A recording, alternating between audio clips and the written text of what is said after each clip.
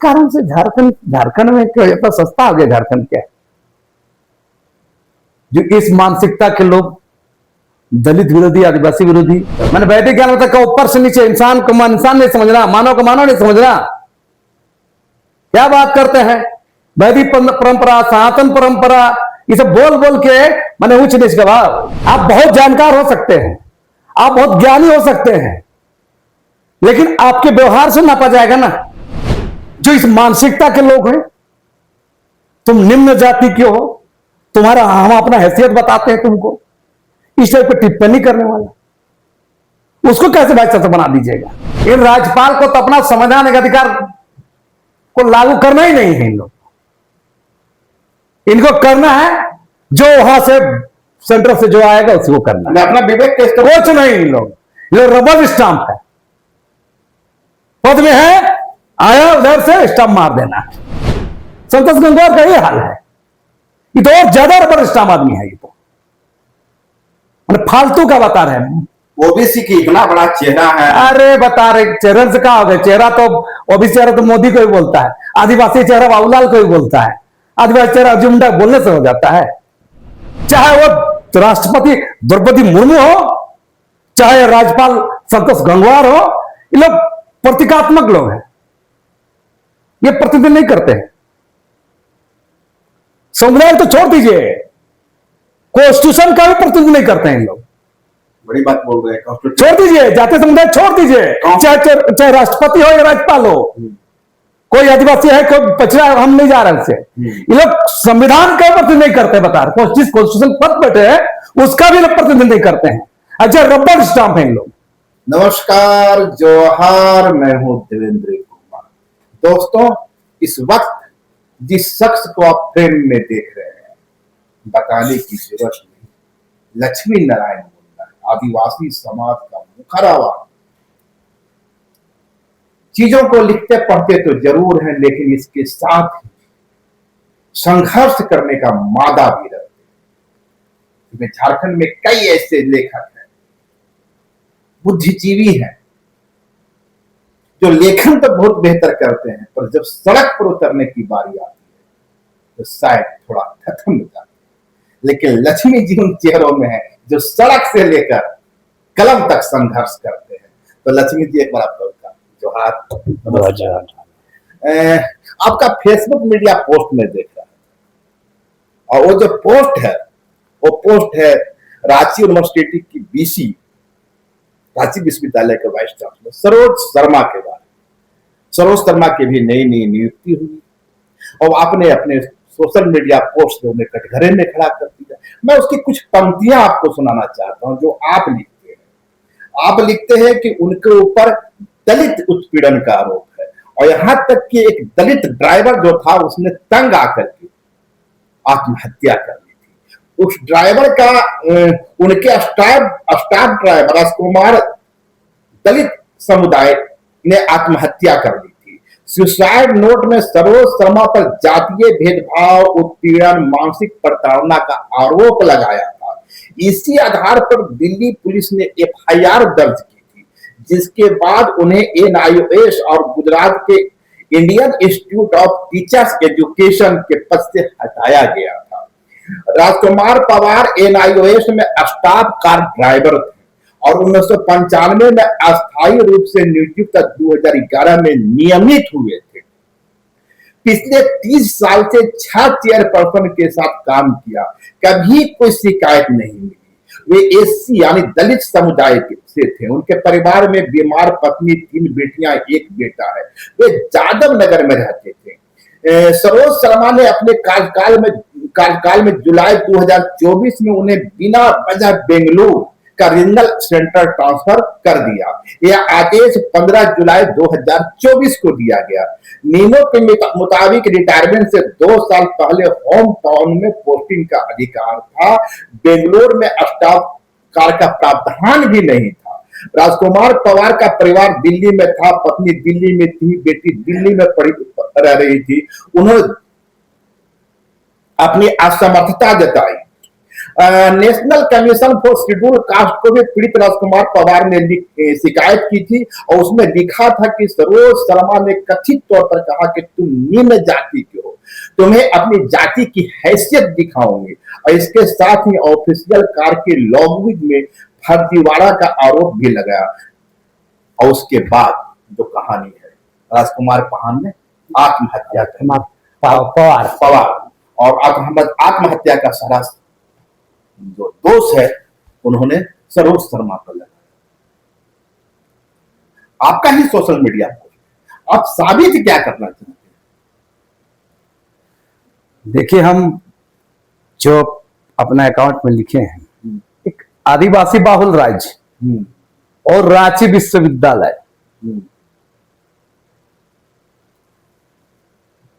पहला तो ये सवाल यहां से खड़ा होता है कि झारखंड में बौद्धिक समुदाय के लोग नहीं हैं। दूसरा, सबसे बड़ा बात,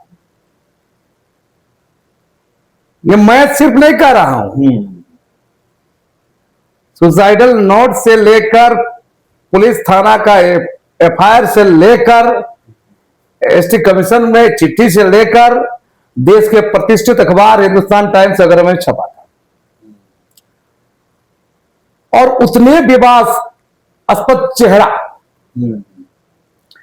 को किस नैतिकता के साथ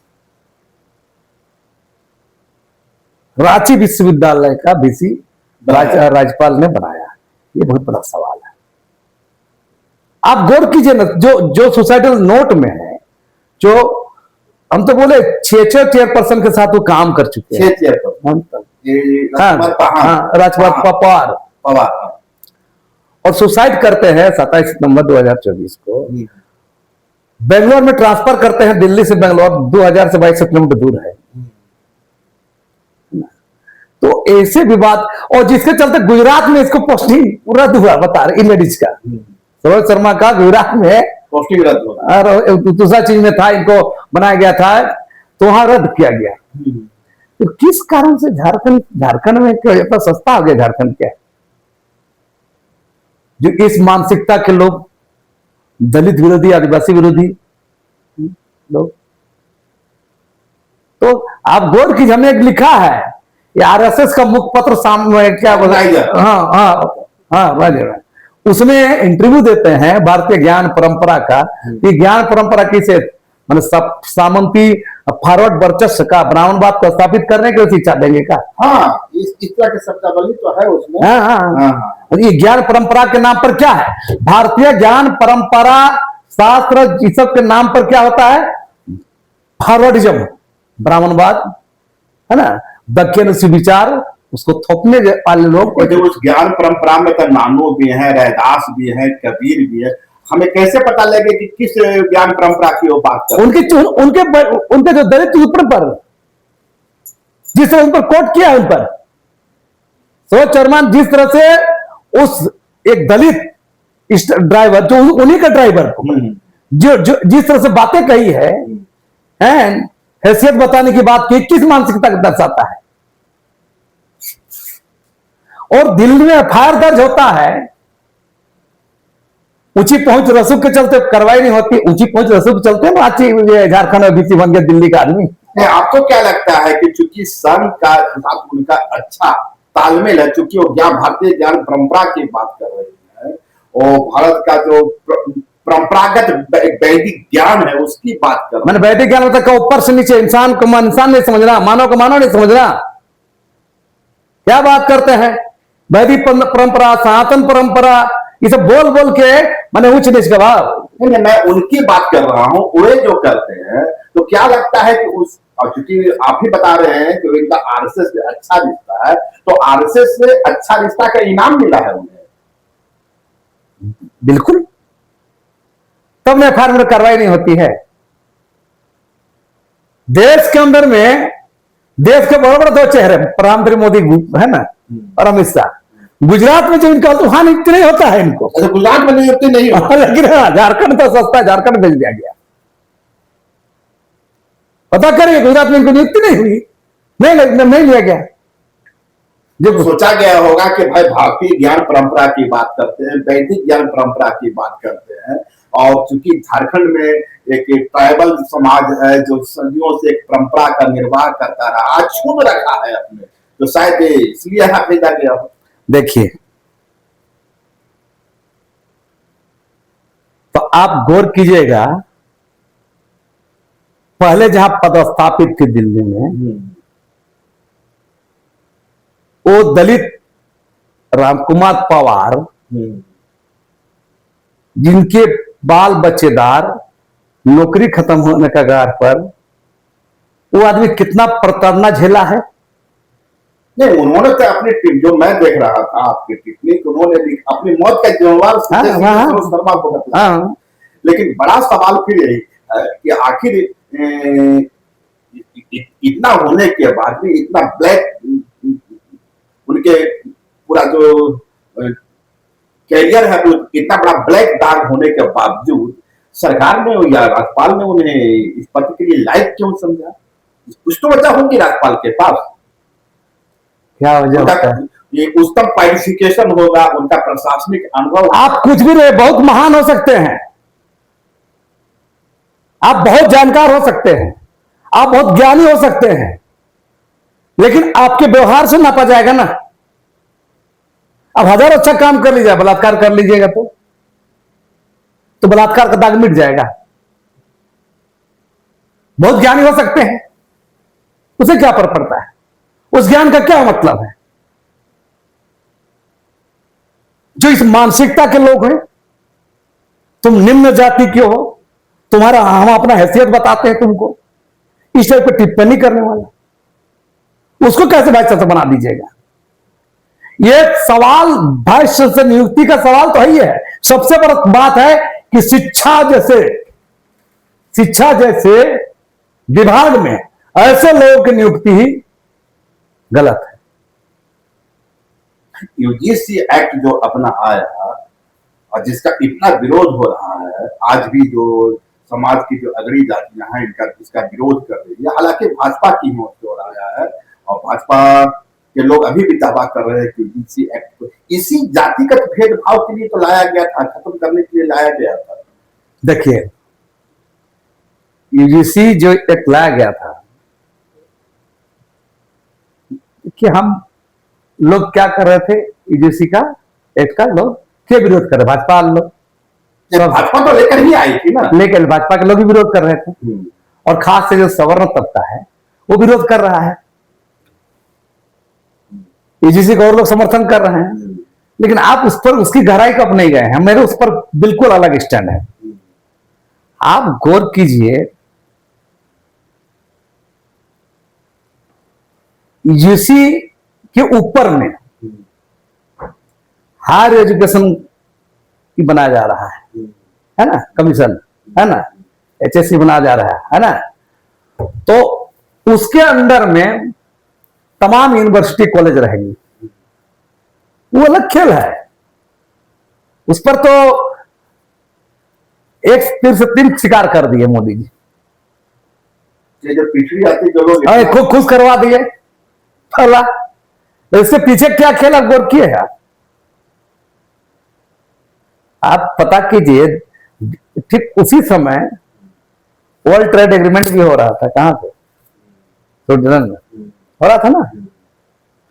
तो ये जो यूजीसी जो एक्ट लाया जा रहा है, उसके पीछे कारपोरेट मल्टीनेशनल कंपनियों का दबाव था।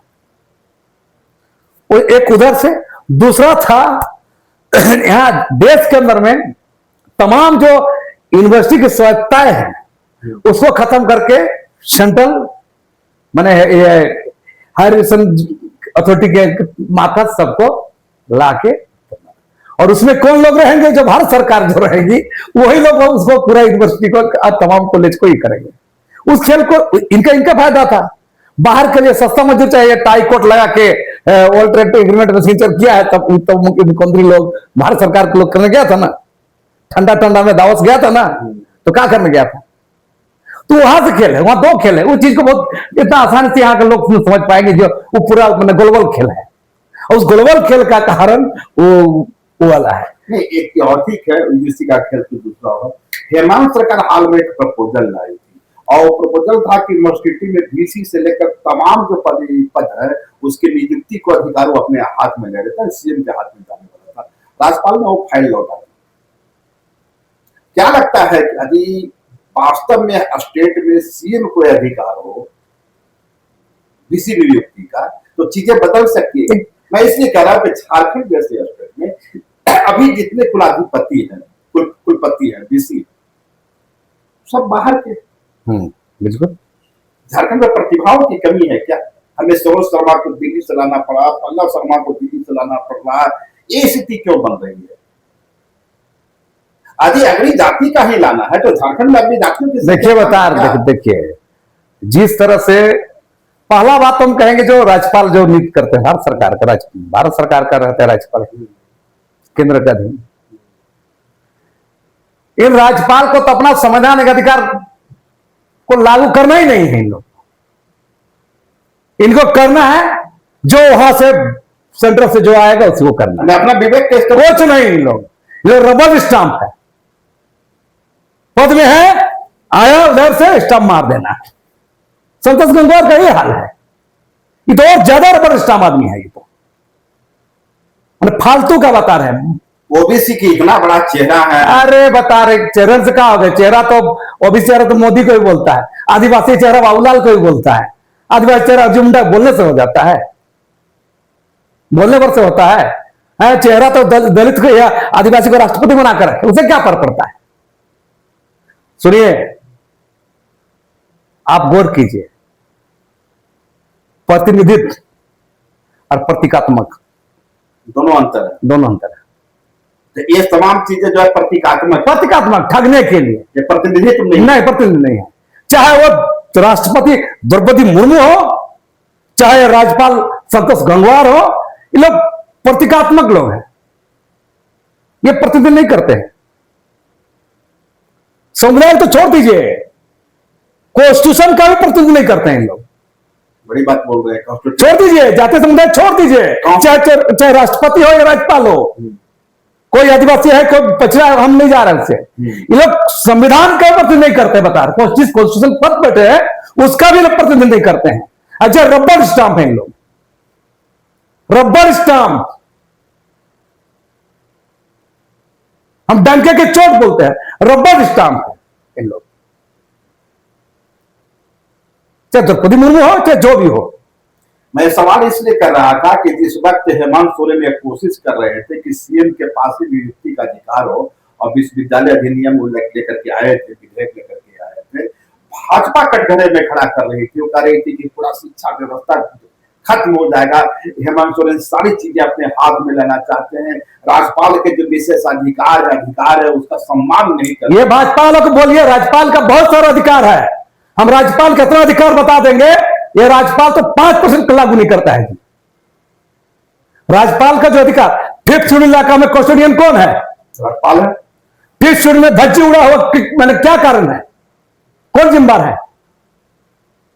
5th शेड्यूल में आर्टिकल 244 का धज्जी उड़ा हुआ संविधान बनने के बाद कौन जिम्मेदार है?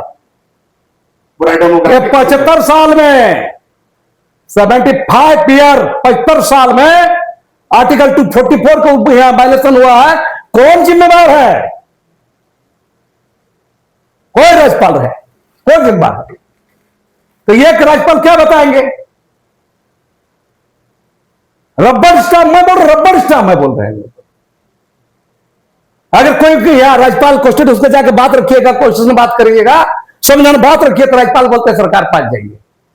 तो सरकार पास जाएंगे तो आप झक मारने के लिए हालात साहब है। क्यों राज्यपाल है? आपको बता दे, आर्टिकल 244 शेड्यूल एरिया में राष्ट्रपति, भारत सरकार, राज्य सरकार से ज्यादा पावरफुल राज्यपाल होता है। आपको बता दे, फिर बोल रहे हैं, शेड्यूल एरिया में राज्यपाल, राष्ट्रपति, भारत सरकार, राज्य सरकार से भी ऊपर होता है। कहां पालन करते हैं? वहां अधिकार नहीं दिखता है, वहां कर्तव्य नहीं दिखता है। ये होवे करेगा। ठीक है, हम लोग मूल विषय बताए सरोज शर्मा पर। सरोज शर्मा का कैरियर जब इतना दागदार है और अब बीसी का दायित्व संभाल लिए हैं, तो क्या लगता है अब आगे का रास्ता क्या होगा? दलित समुदाय के लिए, एसटी समुदाय के लिए कौन सा रास्ता तैयार करेंगे? ये लक्ष्मी नारायण मुंडा इस सवाल पर चुप रहेगा या दूसरे एक्टिविस्ट है चुप रहेंगे या मुद्दा अभी गर्म? हम तो पहले आप बोले पहला इनकी नियुक्ति बाद क्या होगा, तो रोपे पे बबूल का आम कहां से हो, पहला बात। दूसरा, इसके रिएक्शन में लोग काम जान रहे हैं, बहुत लोग तो जानते नहीं है ना, है बहुत लोग जानते नहीं है। आपको बता दे, एक डीसी हुआ करते 2003-4-5 में, याद करिएगा, ये एसएस कुशवाहा बीएचयू से ही आए थे, आज ही मेरा नाम करते हैं। तो अब वो मुरली मनोहर जोशी के दोस्त हुआ करते हैं। कालांतर में बहुत बातें होती थी, शुरू से तो तुमको करना पड़ा दवाई में ये सब थोड़ा मूवमेंट ऑन करके दवा बनाना पड़ा, तो बाद में जो पता चला कि अजब चीज का है इन लोग, है ना, तब बाद में कॉम्प्रोमाइज में आया और सारा बात बोले कि हमको तो मुरली मनोहर जोशी जी भेजे। उसको ह्यूमन रिसोर्स मिनिस्टर हुआ था। हाँ, उसके फ्रेंड हुआ करते थे। तो ऐसे ही हो रहा है। नहीं, एक तो मैं एक तो कि अब यहाँ का दलित आदिवासी समुदाय का आकर है, एक क्वेश्चन तो है, ये दूसरा क्वेश्चन है क्या वास्तव में जो एक नैरेटिव फैलाया जाता है कि आरएसएस या भाजपा देश के तमाम संगठनों पर पदों पर अपने लोगों की नियुक्ति करती है, क्या सरोज शर्मा उसका बेस्ट एग्जाम्पल? एकदम 100%। उसमें भी लोग चूज कर नहीं सका। अफसोस इस बात का है, उसने भी ये दागदार चेहरे को लाया सामने, बच के खाता है सब चीज, चेहरा छुपा चुप करता है, वो भी नहीं, ये तो सरासर रंगदारी है। रंगदारी कैसे है? हम गलत आदमी को बैठाएंगे, क्यों बैठाइएगा, भीसी बनाएंगे भाई, चाहे तुम कुछ भी करो। ये आरएसएस भाजपा का इस सारा खेल है सब। नहीं, आरएसएस भाजपा का खेल हो सकता है, एक दलितों के इतने संगठन है, ट्राइबल कम्युनिटी के इतने संगठन है, तो ये लोग खामोश क्यों है? एक लक्ष्मी नारायण मुंडा आता है, सोशल मीडिया पोस्ट कर देता है, लक्ष्मी नारायण मुंडा को डर नहीं लगता कि आरएसएस की तलवार उस पर भी चल सकती है? अरे हम लोग झेल गए हुए, आरएसएस की तलवार क्या है? आरएसएस तब मजबूत है ना, जब तो उसके खिलाफ नहीं लड़ते हैं। अच्छा, तो लड़ते हैं उसके खिलाफ, उसको तो जो, और पता है आदिवासियों में से पंगा लेने का ये नहीं है, इतने तमाम होने के बावजूद भी आप गौर कीजिए, ये चुनाव आप गौर कीजिए, पिछले लोकसभा चुनाव, विधानसभा चुनाव आप गौर कीजिए, तमाम सिस्टम सीआरपी से लेकर चुनाव से लेकर सारा चीज आपको, हेमंत सोरेन को जेल भेज दिया गया।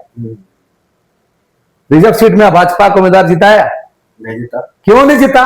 तमाम चीज के पक्ष में रह करके। ऐसा तो है कि हेमंत सोरेन ने बहुत आदिवासी के लिए काम किए हैं या कर पा रहे हैं, इसलिए क्योंकि भाजपा आरएसएस के बारे में पता है आदिवासियों को, ये हम लोग का सबसे बड़ा दुश्मन है, हम लोग को सबसे बटाधार करने में लगा हुआ है, हमारा अस्तित्व खत्म कर देगा, इसलिए ही बता दिया ना। लोकसभा चुनाव में देखिए 5 रिजर्वेशन गए, विधानसभा का सीट अब गौर कीजिए, ले देखिए चंपाई शरण वो भी गए हैं तो भी अपना बदल देते। तो यह सवाल है कि ऐसा नहीं चलेगा। समावेशी बहुत चीजों की जरूरत हो सकती है, देश की व्यवस्था में तमाम लोग रहते हैं, चाहे एसटी एससी ओबीसी से फॉरवर्ड सबको लेके समावेशी समाज है, सभी धर्मों के लोग, सभी जातियों। सवाल पे कहा था कि आदि किसी अगली जाति को, झारखंड में उसकी संख्या, मैं कह रहा हूं अब बाहर से क्यों? आप भारत का संविधान बनाए हैं और एक देश में रहते हैं, जो सारे लोग, हिंदू मुसलमान सिख ईसाई बौद्ध जैन, सारे लोग, सारी जातियां, सारे समूह लोग, हम एक समावेशी देश में रहते हैं। बेशक ये कुछ आदिवासी पट्टी है, इसके लिए बात क्वेश्चन राइट है, अलग बात है, लेकिन जब समावेशी समाज में रहते हैं तो आपको कॉन्स्टिट्यूशन को, संविधान को सम्मान करने वाले लोग चाहिए ना, ये चाहिए ना। ये चीज क्यों नहीं हो पाता है? ऐसे लोग क्यों नहीं लाए जाते हैं? ना, कहना क्या चाह रहे हैं कि आरएसएस संविधान का सम्मान नहीं करती? देखिए मेरा क्या है, है देखिए सम्मान, देखिए प्रेम मोदी तो दिन रात संविधान के प्रति, बाबा साहब का नाम 2 दिन पहले अम्बेडकर जयंती था, बाबा साहब के नाम लेना अलग बात है, प्रतीकात्मक नौटंकी करना अलग बात है ना, प्रतीकात्मक नौटंकी ये अलग बात है। प्रतीकात्मक नौटंकी करना अलग बात है। प्रतीकात्मक कभी आदिवासी खड़ा कर देना, कभी दलित खड़ा कर देना, ये देश का तो त्रासदी है। जब आदिवासी पर हमला कर रहा तो आदिवासी राष्ट्रपति बना दो, अच्छा दलित पर हमला करने रहेगा मुगर तो दलित राष्ट्रपति बना दो, मुसलमान पर करना रहेगा तो मुसलमान राष्ट्रपति बना दो। ये तो चल रहा है देश के अंदर में। आप गौर कीजिए, अब आदिवासी कारपोरेट सेक्टर को फायदा दिलाना है, कुर्सी में राष्ट्रपति बैठा देना आदिवासी को। छत्तीसगढ़ में, उड़ीसा में कल परसों हुआ ना भाई, किसका गिरिराज है? देश का राष्ट्रपति द्रौपदी मुर्मू का राज है ना। और वहां उड़ीसा का मुख्यमंत्री भी आदिवासी, सुन लीजिए, उड़ीसा का मुख्यमंत्री भी आदिवासी है, देश का राज्यपाल भी आदिवासी, राष्ट्रपति भी आदिवासी, और उसी वहां पर संवैधानिक नियम का धज्जी हुआ करके आदिवासियों को नेस्तनाबूद किया जा रहा है। इससे बड़ा मैंने रोल मॉडल क्या मिलेगा इन लोगों को पहचानने का? जिसको बर्बाद करना है बना देना है, उसको प्रतीकात्मक रख दाग कर देना है।